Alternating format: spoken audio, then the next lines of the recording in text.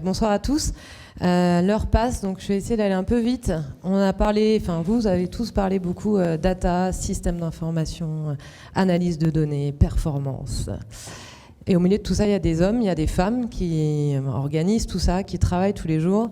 Et le monde de demain, il se construit aujourd'hui. Alors, il se construit aujourd'hui dans les organisations existantes, évidemment, mais il se construit aujourd'hui à l'école. Il se construit à l'école avec les enfants, il se construit dans les familles, et il y a un vrai sujet, en tout cas on en est convaincu dans cette association, c'est la formation des enfants au numérique.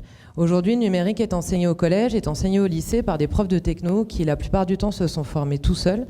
C'est au programme, mais en fait la réalité c'est que ce n'est pas enseigné dans l'école primaire ou très peu. Et pourquoi? Par manque de formation des enseignants. Pour différentes raisons, et l'objet n'est pas d'échanger là-dessus. Donc nous, ce qu'on a essayé de faire chez Inclusive Coding depuis maintenant 3 ans, c'est de pallier, entre guillemets, avec nos petits moyens, à cette petite association formée uniquement d'individus qui s'engagent en dehors de leurs heures de travail, de mettre en place des cours dans les écoles publiques en REP et en REP+, uniquement, donc dans les zones défavorisées, auprès des enfants du CP au CM2. Pourquoi le primaire? Parce qu'on est convaincu que les biais de genre ne sont pas encore existants en primaire. Les hormones, tout simplement, n'ont pas encore complètement démarré leur travail. Malgré l'éducation, etc., mais ce n'est pas le lieu non plus de débattre de tout ça. Pourquoi REPREP+? Autre sujet, le monde de demain, il se construit aujourd'hui. L'ascenseur social est un sujet dans nos pays. Je pense que tout le monde en est conscient. Les études le montrent bien largement. Et qui construit l'ascenseur social? C'est l'école. Enfin, en tout cas, nous, on en est convaincus aussi. Et l'école, c'est dès le plus jeune âge. D'où le fait de vouloir travailler auprès de ces élèves, donc les filles, les garçons, dans ces quartiers défavorisés, dès le plus jeune âge. Pourquoi? 2 raisons principales. La première, c'est donner à ces élèves des clés de lecture de ce qu'est le numérique. Ils savent utiliser un portable, c'est pas un problème. Ils savent utiliser une tablette, ils savent aller sur les réseaux, ils savent utiliser de la vidéo, ils savent aider leurs parents quand il faut, mais par contre, ils savent pas comment ça marche derrière. Pour eux, c'est magique. Ils cliquent sur l'écran, ça marche. Quand ça marche pas, c'est qu'il y a un problème. Ils savent pas que derrière, il y a des hommes et des femmes qui codent tout ça, qui travaillent au quotidien et en fait qui construisent toutes ces applications. L'objectif, c'est qu'ils comprennent comment ça marche derrière. Et le deuxième objectif, en tout cas pour ceux qui le souhaitent, celles et ceux, c'est qu'ils se projettent dans ces métiers.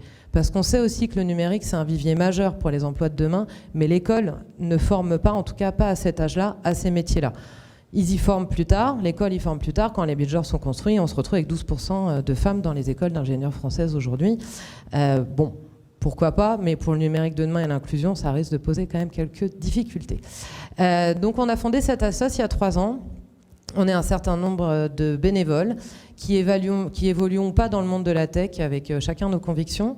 On forme les élèves du CP au CM2 et on travaille beaucoup en déconnecté avec une association. En fait, on bosse en binôme, la notion d'écosystème s'y retrouve aussi. Moi, je suis pas du tout spécialiste en pédagogie, je suis pas du tout spécialiste en pédagogie encore plus déconnectée. Par contre, je sais lever des fonds, je sais monter des écosystèmes et je sais convaincre des dirigeants. Donc du coup, chacun a fait son travail. Aujourd'hui, on a formé plus de 1000 élèves depuis 3 ans dans des écoles publiques. Donc le projet est gratuit pour les écoles. J'ai oublié de le préciser, c'est gratuit, c'est sur le temps scolaire. Donc tout le monde peut y participer, les filles et les garçons, c'est pas sur inscription. Et les enseignants sont dans la classe. Et pourquoi c'est important? Parce que du coup, pour les enfants, c'est l'école. C'est-à-dire qu'ils apprennent. C'est pas les périscolaires, c'est pas le centre de loisirs, c'est pas une activité autre. C'est important, ils écoutent, ils apprennent et l'enseignant est là pour garantir aussi cela. On est tamponné par le rectorat de Paris, donc on a tous les agréments qui vont bien. On a arrêté évidemment pendant le confinement parce que c'était pas trop le sujet du moment et on n'y est pas retourné au mois de juin parce que c'était pas non plus le sujet du moment dans les écoles. En revanche, on y retourne là dès le mois d'octobre. Donc toutes les écoles avec qui on travaille poursuivent, continuent et développent. Généralement, on démarre avec une classe et l'année d'après, on a toute l'école qui débarque. Donc plus de 1000 élèves formés, 6 classes en REPREP+. Pour le moment, on est principalement à Paris parce qu'on habite Paris et que, au bout d'un moment, il faut dormir la nuit quand même un peu. On s'est limité au quartier REP+, en gros des zones nord de Paris. Et l'idée, c'est d'aller plus loin. Donc cette année, on a la vocation de passer à l'échelle, donc de se digitaliser notamment. C'est-à-dire que nos contenus les pédagogiques vont être disponibles sur une plateforme. Maintenant, il faut qu'on trouve le business model autour de ça et comment faire en sorte que ce soit accessible pour former des nouveaux responsables pédagogiques, donc notamment des personnes en reconversion qui vont avoir envie de changer de vie tout en souhaitant malgré tout continuer de s'occuper de leurs enfants. parce qu'à 4h30, l'école s'arrête, donc on peut s'occuper des enfants si on souhaite le poursuivre. Concrètement, donc bon, moi je peux parler, c'est bien, mais en fait on va laisser la parole aux enfants. Alors par contre, je ne sais pas lancer la vidéo, donc je ne sais pas comment ça marche. Si quelqu'un peut m'aider. Ah oui, super.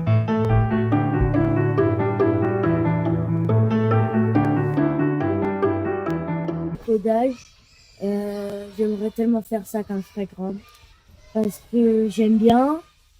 On peut apprendre aux enfants comment faire, comment programmer ou créer des jeux. Parce que comme ça, je suis en avance sur les autres. C'est qu'on pouvait apprendre à contrôler un ordinateur. Par exemple, quand on sera grand, on aura beaucoup besoin d'un ordinateur dans nos métiers. J'ai bien aimé le codage. J'ai appris des choses que j'avais pas fait avant. Peut-être que quand je serai grande, plus tard, j'aurai envie de faire ce métier. Donc voilà, pour revenir sur la suite et en tout cas ce qu'on apporte aujourd'hui, donc quelques témoignages de directeurs d'école, d'enseignants, parce qu'évidemment ce projet il marche parce qu'on a à bord des bénévoles, des partenaires qui financent, des écoles, des directeurs d'école, des enseignants, des parents d'élèves, des politiques, des élus locaux et des services techniques. Tout ça mis bout à bout fait que on y arrive, mais on y arrive avec qualité, c'est-à-dire que c'est l'école. Et l'école, c'est important. Donc on n'y va pas avec la fleur au fusil, on y va avec sérieux et qualité, donc on s'engage vraiment. Et la bonne nouvelle, c'est que les enseignants sont extrêmement positifs sur ce qu'on a pu apporter, à la fois pour eux en tant qu'enseignants, au niveau de l'apprentissage, mais également pour leurs élèves. Et puis voilà, les petits mots des enfants, ils sont sympas parce que c'est quand même ça qui nous drive. Et voilà, on a des partenaires qui financent également, puisque comme je vous le disais, c'est gratuit. Donc on bosse avec des acteurs de la tech et des entreprises plus publiques, ainsi que des fondations privées, le tout étant géré par la SOS. Et non, il n'y a pas d'intervention d'entreprises privées dans l'école publique. Merci.